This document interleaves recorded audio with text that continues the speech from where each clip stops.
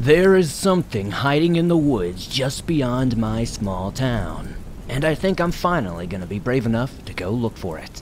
Welcome back to the swamp, my friends, and welcome if you're new. Today I'm going to be sharing some creepy and some downright strange deep woods horror stories sent in by viewers just like you. As always, if you have a story that you would like to share in a future episode, submit yours at swampdweller.net or on Reddit at r/thedarkswamp. I'd love to share your story with everyone here in the swamp, and stories like yours help keep this show going on a daily basis. This episode is sponsored by Shipstation. Shipstation is very useful, especially for myself and definitely during the challenging holiday season when I am getting more and more orders for hoodies, beanies, and t-shirts than I ever do throughout the year, and I'm very grateful to all of you for that. But Shipstation helps me know that I can run my business stress-free and making sure that everybody gets their items on time. Shipstation effortlessly integrates everywhere you sell online, including Amazon, Etsy, eBay, Shopify, and more. You can manage every order from one simple dashboard, automate routine shipping tasks, print shipping labels, and easily compare rates and delivery times to optimize every shipment. With the best discounts in the industry, you'll never wonder if you're getting the best rates ever again. So join me and many others in the swamp today. Get up to 86% off USPS and UPS rates. And if that's not enough, use my promo code to try Shipstation for free for 2 months. Use promo code SWAMPED today at Shipstation to sign up for your free 60-day trial. That's shipstation.com, promo code SWAMPED. Small Town, Oregon by Anonymous. I live in a small town in Oregon. It was isolated. Very little traffic traveled along the long, winding country roads. At the time, I was 14 years old, living on a farm with my parents, grandparents, cousins, and brother. The reason we all moved in together is something that I'd rather not get into. But needless to say, it could have been better. But we made the best of it. When most people think of Oregon, you probably think of places like Portland or Salem. But there's a whole other side to this state that is much less talked about. Beyond the cities are forests that stretch for miles and miles, sprawling with all forms of wildlife within its vast terrain. We've seen just about every wild animal the state has to offer. Instead, it'd be an elk crossing one of our pastures or a black bear hunting for food in the nearby ravine. However, nothing would compare to what my cousins and I saw just a few weeks ago. Allow me to introduce my cousins. Cade is age 14, Jack is age 16, and Mason is 20. We all decide to walk around our stables to check up on the horses. The stable was about a 5-minute walk from the farmhouse. It was about 6:30 p.m. when we set off, and it was starting to get dark. On the way there, Cade pointed out something in the middle of the pasture. "Hey, look, what is that?" We all turned to see what he was talking about. There was a figure that resembled an abnormally tall man. Judging by the distance, it was at least 8 feet tall. But something was off. It seemed to be hoisted atop a pole with its arms dangling. Since when did Grandpa start using scarecrows out here? That's what I guessed when I was first looking at it. A feeling of fear overcame the 4 of us. It was as if whatever was on that pole was waiting for us to make a move. Even Mason was spooked. I don't have a good feeling about this. I think we should turn back. We all retreated to the farmhouse. Mason turned back one last time before we could enter. What in the actual hell? He stammered as he pointed in the direction of the quote-unquote scarecrow. We looked back, and then we froze. The figure had somehow moved much closer to us. Much closer. It was now only about 50 feet away, and it was too noticeable for us to dismiss. We could now see certain features. The thing had a burlap sack on its head, and what looked like a bloody smile carved into it. It wore a ripped plaid shirt tucked into a black pair of jeans. Before we could even react, the scarecrow leapt down from the pole on all 4s and began moving at us at a pace that was inhuman, that frightened the absolute daylights out of me. It uttered the most disturbing shriek I have ever heard. The 4 of us quickly made our way back to the farmhouse, practically shoving each other to get through the front door. Thankfully, we all managed to escape with our lives. But the story does not quite end here. No. We didn't know what to tell our grandparents, so we kept this to ourselves and hoped that the creature would never return. Later that night, we woke up to Mason shouting and pointing at something outside the window. When we all got up to see what it was, whatever he saw was gone. It could have been a nightmare, but the fear I saw in his eyes told me it was that same creature we saw in the fields. We have since named it the Cornstalker. Something tells me that this is only the beginning. We are the only ones out here for miles and miles. Winter has arrived. We will likely be snowed in with nowhere to run. We hope it never returns, but I get the feeling that it's never quite left.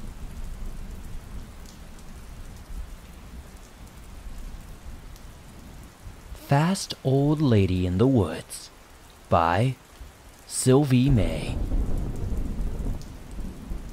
I'm glad I found this show, because honestly I love remembering the story. It's the weirdest and most wild thing that's ever happened to me. Also, I'm not great with words or typing something out, so I'm very sorry about that. This was in the 9th grade. I was walking this vast state park, which was right outside the town I lived in. My friend and I would go down the trails every now and then. We had been walking for about 10 minutes when we realized an older lady was not that far behind us. I only really noticed it because of how out of place she looked. It's like she came straight out of an old folks' home and was just dropped in the woods. We were joking about how creepy she was and sped up, trying to put some distance between us. Oddly enough though, every time we would do this and would look back, she would still be there. We did this multiple times. We still thought it was funny for some reason though. We actually ended up running down the trail at some point until we got to a small bridge. We hopped off the bridge into a creek and then went around a bend. We could still see the bridge from where we were, hiding. We cracked up about the whole thing when we saw the old lady again. We ran for a good couple of minutes, like she shouldn't have caught up that fast, it was almost impossible. It was like she knew when we went off trail, because every single time, no matter how far we were off trail, she would somehow be right there, staring at us from the trail. I don't really even know how to explain this, it's weird. That was really it though. Nothing more happened. It was just this creepy event of this fast old lady who somehow could keep up with us no matter where we went, and always knew where we were hiding in the woods, no matter how quiet we were and how far we went off the trail.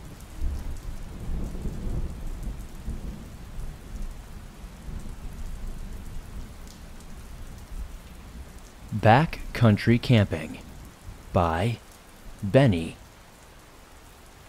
I was very hesitant to send this encounter in, but people should know what happened to me on November 1st of 2022. My backcountry camping trip was underway as I left my home in South Carolina and ventured towards the western portion of North Carolina to a place called Linville Gorge. This was a solo trip. I had plans for about a year or so to stay for a few days on the Forest Service road leading to Wiseman's View, a series of overlooks displaying the Linville Wilderness, Table Rock Mountain, and Hawksbill Mountain. I wanted to avoid going as I had a few spooky encounters in those areas in the past. Nonetheless, my goal was to enjoy the freedom and solitude of the mountains. The drive up was uneventful but long and drawn out, putting my time into the evening hours and about an hour of light left to set up camp. As I made my way along the service road, I noticed no other campers or hikers at any of the many trailheads or pull-off campsites. This was very odd because the area saw quite a bit of traffic. My decision to camp began to dwindle as my mind wandered, and I decided to press on to the overlook area. I pulled into the overlook parking area, and again there wasn't a single soul around. I parked my car, gathered a few things, and readied myself for the short hike. There were only 30 to 15 minutes left of light in the dimming sky. I made my way into the footpath, turning my headlamp on. Wiseman's View has 3 staircases that lead you down and onto the cliffside, but it was the one to the far right that I decided to view from. I clicked the power button on my headlamp, turned it off, standing in silence and watching. After about 10 minutes or so, I noticed there were no sounds around me. The wind was blowing, but there was no other sound. I thought this was very strange, but dismissed it entirely as I saw what appeared to be a star rising from the gorge, flickering and moving upward slowly. It was not a drone, a plane, or any naturally made light. Then I am hit with this extreme feeling of being watched, confused, and the light quickly shoots over the top of me, pulsating and changing colors. I can hear a voice shout for me to run, so I fumbled a bit, grabbing at my handgun, taking the safety off of it and wielding it in my right hand. With my left, clicking on the power button to illuminate my escape route with my headlamp. I keep hearing this voice yelling at me, over and over again to run. As I'm running towards my car, there's this odd humming sound. It's not emanating from where I was at the overlook. Then it becomes almost like this wail-like groan. It sounded like the earth was splitting apart, and I was shaken to my core. The sounds stop and all goes quiet as I glance up and around, looking for the star-like object. But the sky is empty and still. I unlock my door, rip it open, and dive into my driver's seat. Then I am enveloped in the brightest white light from all directions. I then wake up in my car hours later the following day. The strangest thing of all this is what happened to those hours that the light occurred and I blacked out. But also what was resting in my left hand. A cold, hard quartz crystal. Not your typical formation. Still, I was absolutely mind-blown. It was beautifully formed. Entirely optical and clear quality. Flawless. Was I abducted? Was it the military? Interdimensional beings? What happened to me? And where did the lost time in this crystal come from? Thanks, Swamp Dweller. I still have the crystal and made it into a pendant I wear daily.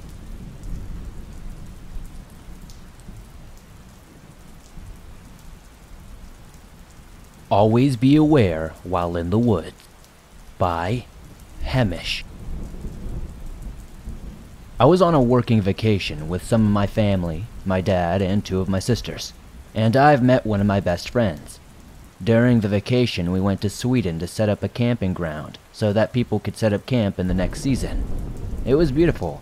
They're dense woods and rocky areas that I adore since I don't have them back in the Netherlands. We got some forest, but no mountains. So this was exciting. Little did I know that that work vacation would not go as planned. We spent 2 days working and finishing the campgrounds, so we got almost the whole week to do whatever we wanted after that. My sister and my best friend spent a lot of time in the vast lake in the middle of the forest, which was pretty amazing. We laughed a lot, made dumb jokes, smoked cigarettes, and had the best time of our lives. One of those days I spent on the water with both my sisters because my friend had something else to do. So we were on the water, and I got bored.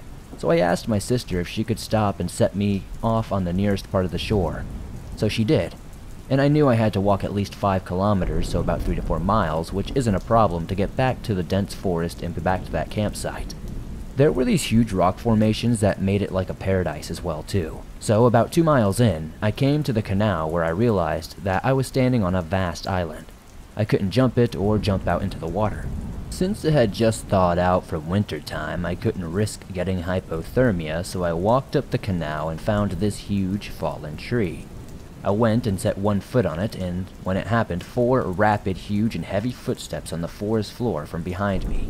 Nothing more, nothing less. I froze, not sure what to do.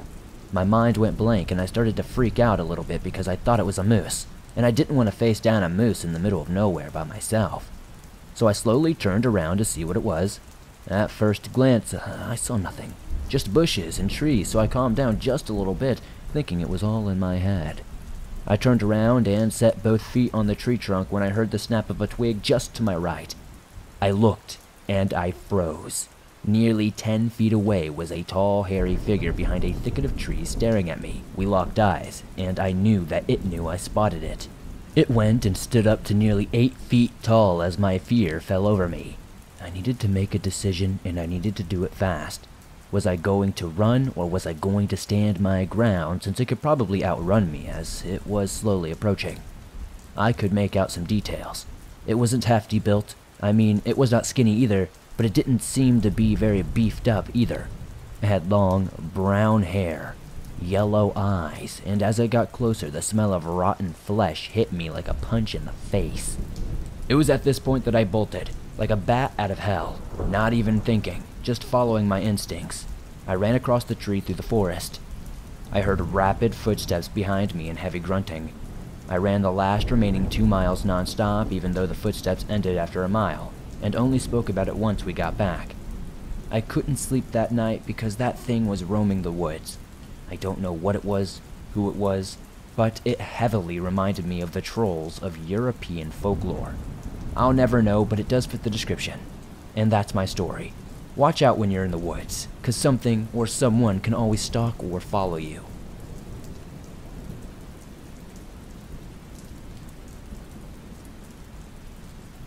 The Thing in the Woods. by Nat N. This story happened to my friends and me about 2 years ago.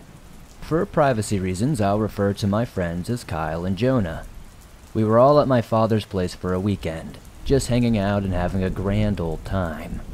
My father's area was very secluded and had a large forest next to it. One day we had the bright idea to go into the woods at night because we had just watched many scary movies, and honestly we were feeling brave. I'll admit it was a pretty stupid idea, but that's just how teenage boys are, you know? So as soon as it was dark outside, we descended into the woods. I was scared and asked them the whole time if we really wanted to do this. Kyle didn't know if he wanted to do it, but Jonah was hyping us up. When we were standing in the front of the forest, it was pitch black out. You couldn't see anything. At this point, I was like, "Guys, come on, let's go back." "Dude, nothing is going to happen," Jonah replied. "We walked this whole way. Now we have to do it," Kyle said. I chimed in, so I obliged. As we made our way through the forest, I was freaked out as possible. You know, I have no idea how more scared I could probably be. Every little sound was making me jump. I will admit I was being kind of a baby. But maybe it was warranted after all, because then it happened. "Guys, there's someone behind that tree," Jonah said with a scared voice. Kyle and I thought he was joking at first, but we also saw it when we looked in the direction he was pointing. It's hard to describe, but it looked like something you couldn't make out behind a tree. It was tough to tell because of the darkness. "Probably just a log or something," Kyle said, sounding pretty unsure. I was beyond freaked out at this point and begged them to go back. I guess everybody eventually agreed because we slowly descended back to the entrance. The thing also started moving. First, it started moving very slowly through the woods and started coming our way fast while making this grunting noise. We all panicked and ran back to my father's house as quickly as we could, hearing footsteps behind us the entire time. When we finally arrived, my father asked what had happened and why we were so spooked, so we told him. To this day, we have no idea what we saw that night, but one thing's for sure is I'll never go back into the woods when it's dark outside.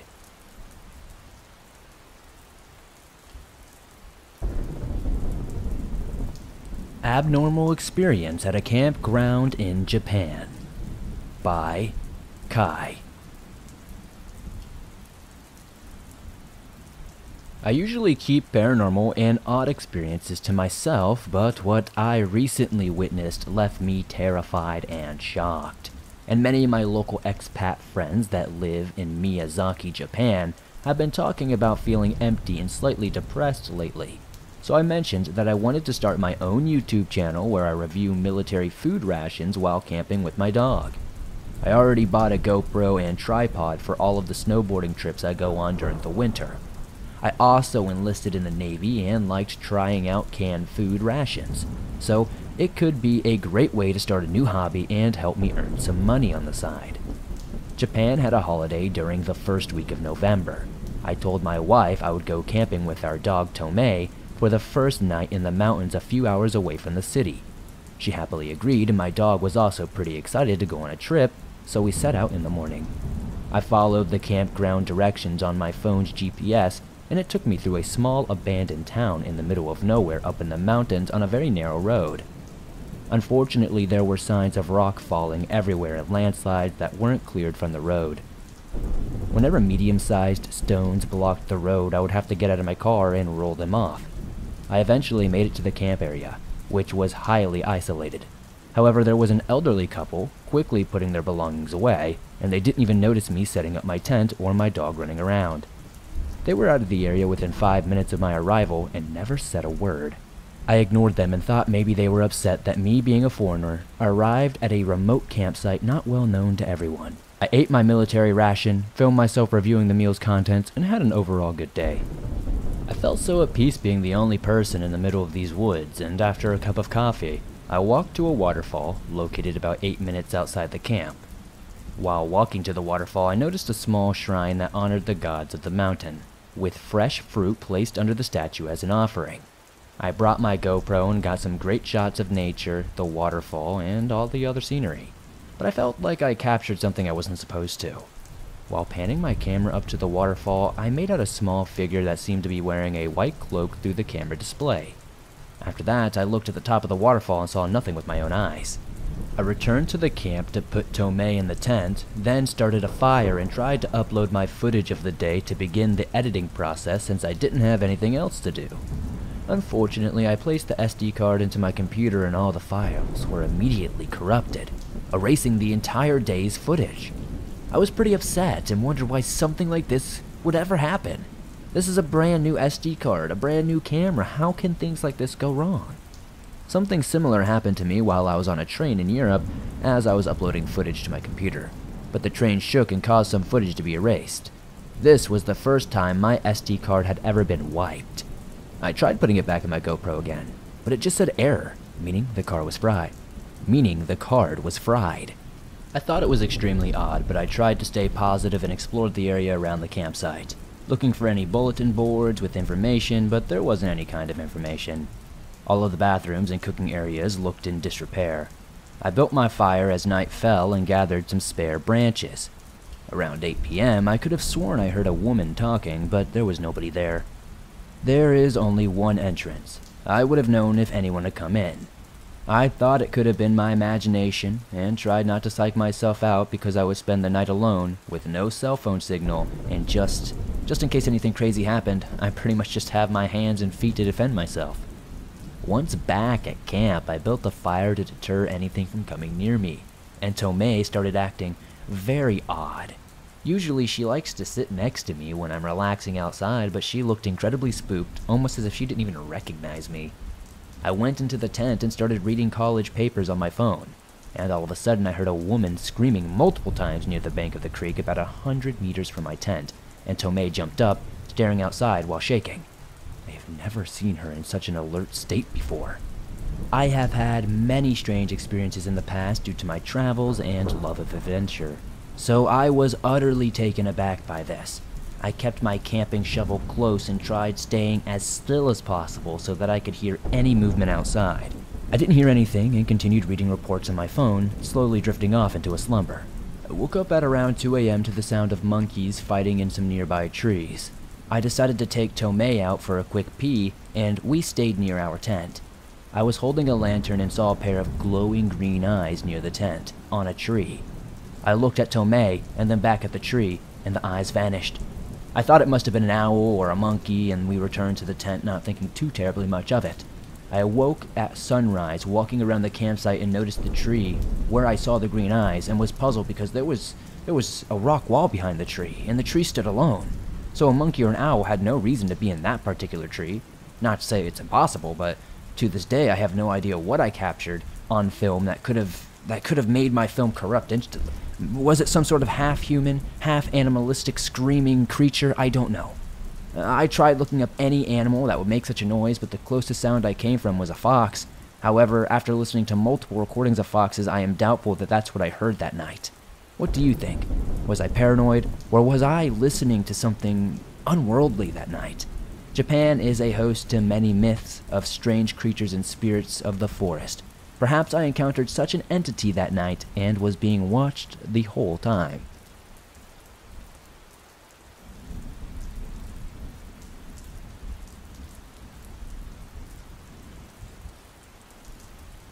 Thanks for listening to these creepy and allegedly true deep woods horror stories that'll freak you out tonight.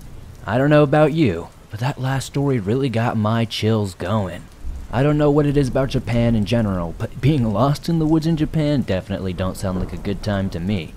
If you enjoyed these stories tonight, please be sure to elbow that like button in the nose so you break it. Be sure to subscribe if you're new to the channel as it helps us grow.